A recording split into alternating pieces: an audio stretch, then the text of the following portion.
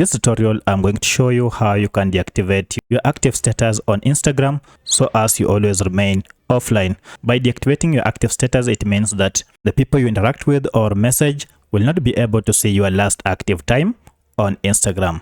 So if you find this video helpful, I'll kindly request that you support me by just hitting the like button and also by subscribing to this channel. Now to do this, it is quite simple. Just head over to this menu icon here on your Instagram account and then tap on it.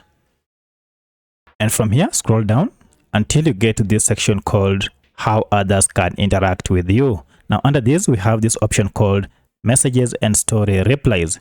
Go ahead and tap on it and then go to Who Can See You Are Online and tap on Show Activity Status.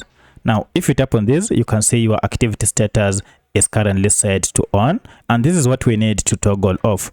Now, by leaving this on, it means that you have allowed your accounts and anyone you message to see when you're last active or currently active on Instagram app. So to turn it off, go ahead and turn off this activity status button. And now it is turned off. From here henceforth, no one can see the last time you were online and your status will always remain as if you are offline.